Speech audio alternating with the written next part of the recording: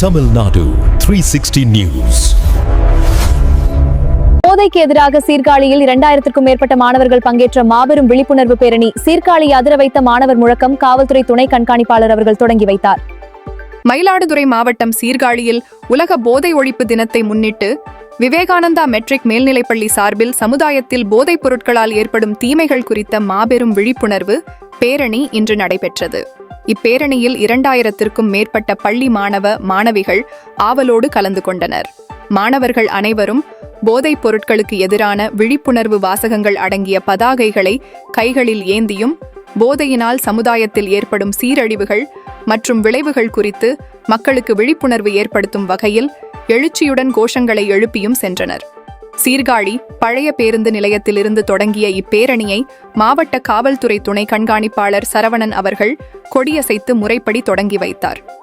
இந்நிகழ்ச்சிக்கு விவேகானந்தா கல்வி குழுமத்தின் இயக்குனர் ராதாகிருஷ்ணன் அவர்கள் தலைமை தாங்கினார்.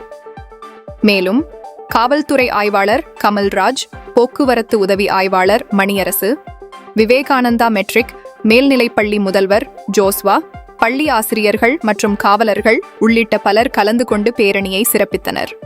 சீர்காழி பழைய பேருந்து நிலையத்தில் தொடங்கிய இந்த விழிப்புணர்வு பேரணி நகரின் முக்கிய வீதிகள் மற்றும் புதிய பேருந்து நிலையம் வழியாகச் சென்று இறுதியாக விவேகானந்தா பள்ளியை அடைந்தது.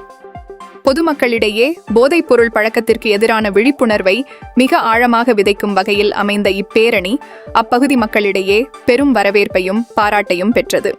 இளமையின் நரம்புகளில் நஞ்சை விதைக்கும் போதை அரக்கனை வேரறுப்போம். பதாகை ஏந்திய மாணவர் கரங்கள் புதிய சமுதாய விடியல் செய்யும். நாளை நமதே, நல்வழி நமதே, போதையில்லா தமிழகமே நமது இலக்கே. உங்கள் ஊர் செய்திகளை உரத்த குரலில் DN 360 செய்திக்காக சீர்காழியிலிருந்து செய்தியாளர் ஜோசப்.